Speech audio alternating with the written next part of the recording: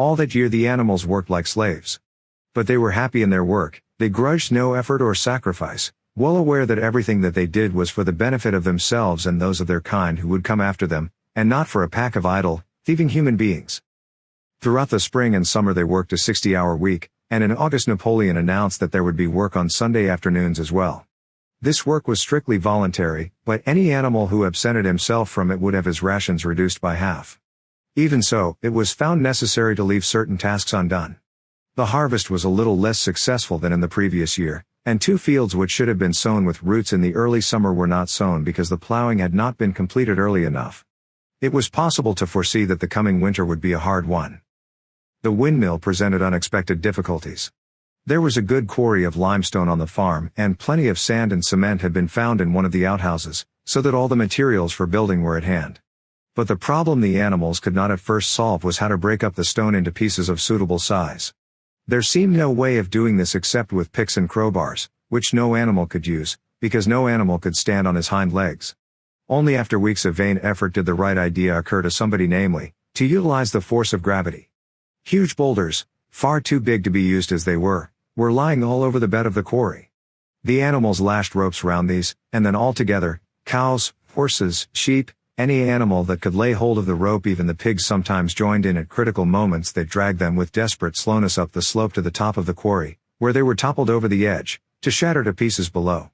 Transporting the stone when it was once broken was comparatively simple.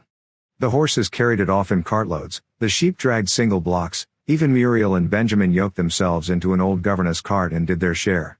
By late summer a sufficient store of stone had accumulated, and then the building began, under the superintendence of the pigs.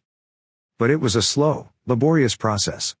Frequently it took a whole day of exhausting effort to drag a single boulder to the top of the quarry, and sometimes when it was pushed over the edge it failed to break.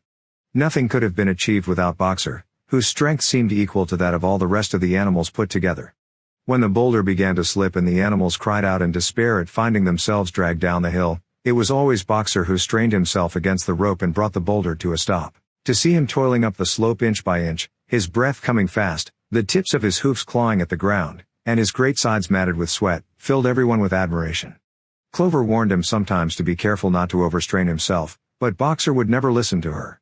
His 2 slogans, "I will work harder" and "Napoleon is always right," seemed to him a sufficient answer to all problems.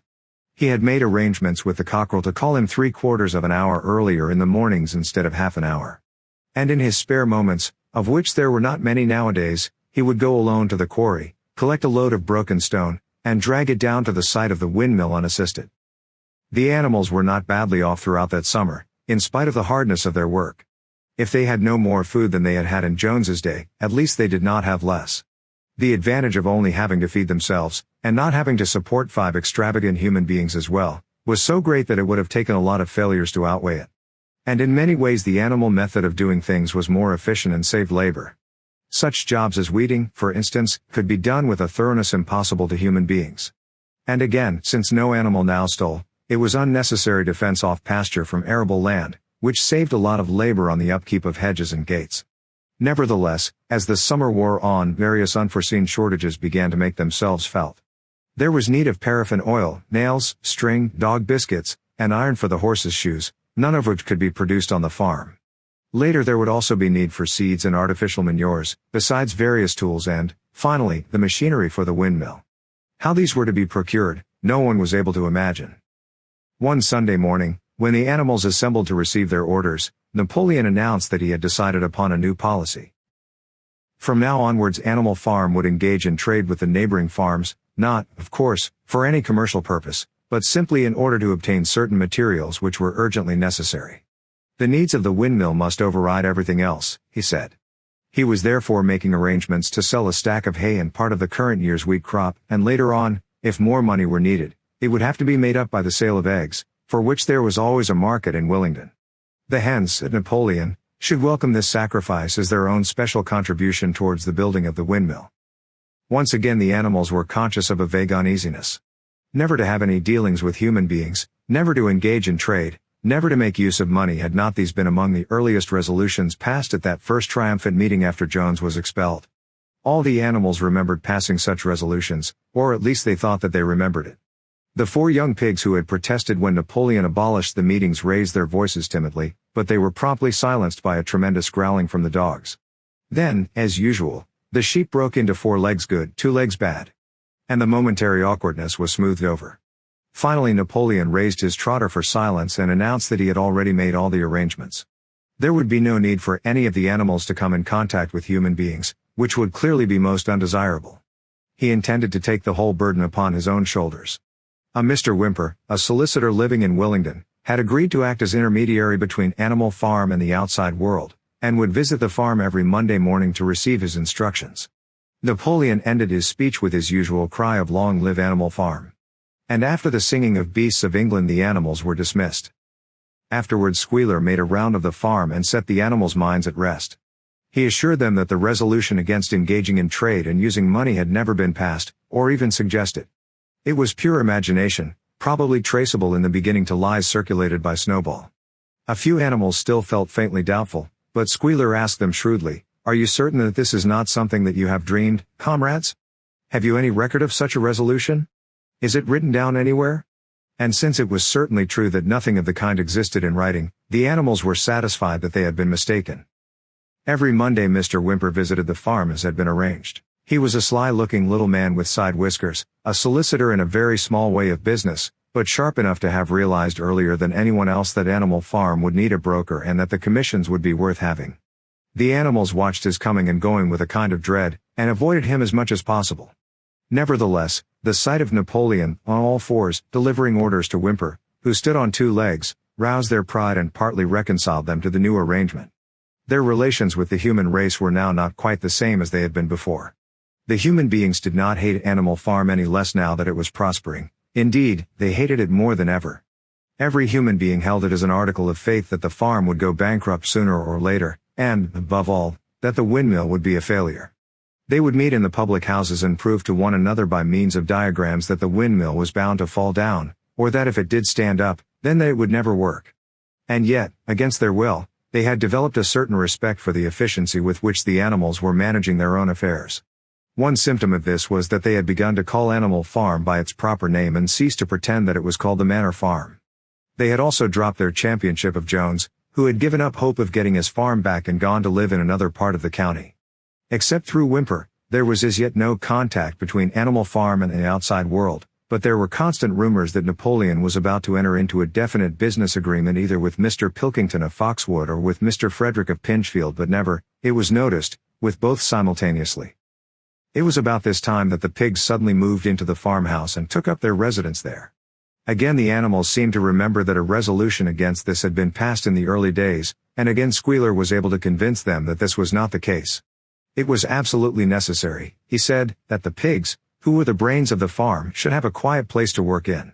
It was also more suited to the dignity of the leader, for of late he had taken to speaking of Napoleon under the title of leader, to live in a house than in a mere sty.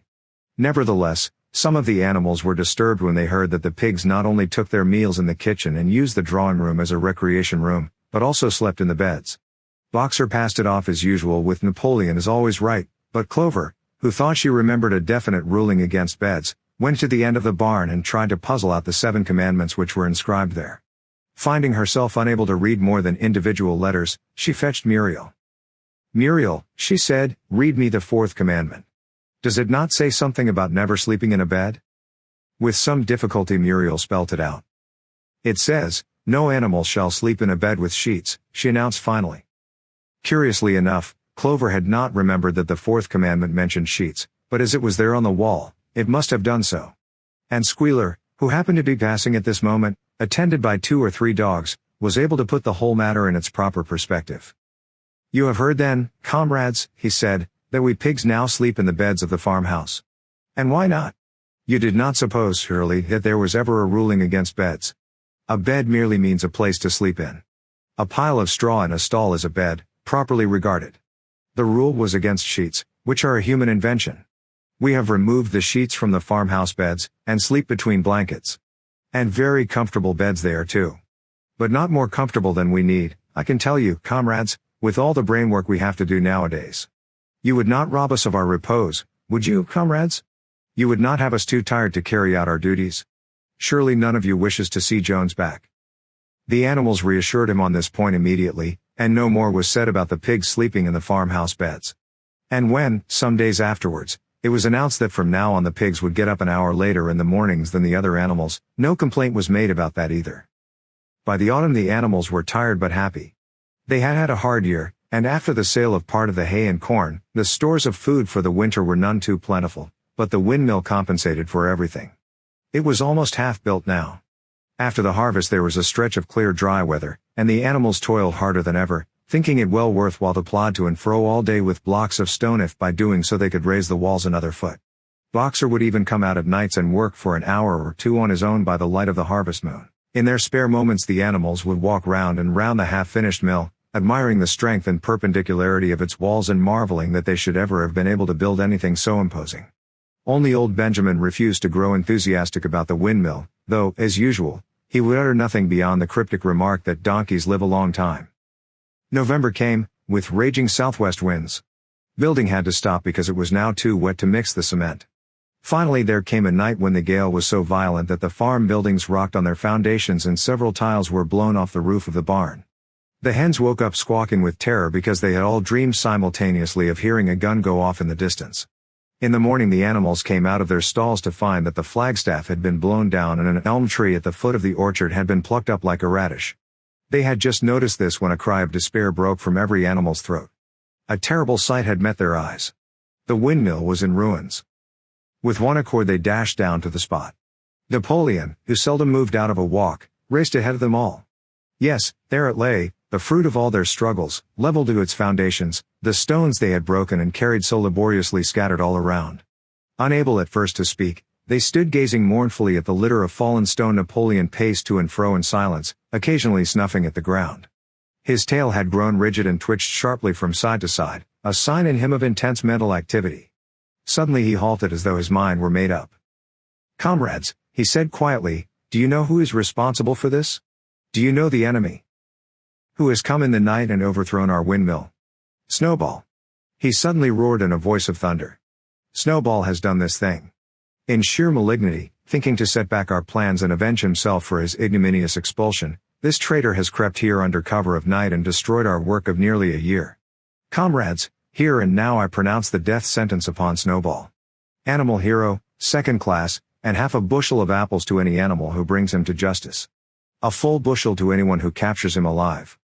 The animals were shocked beyond measure to learn that even Snowball could be guilty of such an action. There was a cry of indignation, and everyone began thinking out ways of catching Snowball if he should ever come back. Almost immediately the footprints of a pig were discovered in the grass at a little distance from the knoll. They could only be traced for a few yards, but appeared to lead to a hole in the hedge. Napoleon snuffed deeply at them and pronounced them to be Snowball's. He gave it as his opinion that Snowball had probably come from the direction of Foxwood Farm. "No more delays, comrades," cried Napoleon when the footprints had been examined. "There is work to be done. This very morning we begin rebuilding the windmill, and we will build all through the winter, rain or shine. We will teach this miserable traitor that he cannot undo our work so easily. Remember, comrades, there must be no alteration in our plans, they shall be carried out to the day. Forward, comrades! Long live the windmill! Long live Animal Farm!"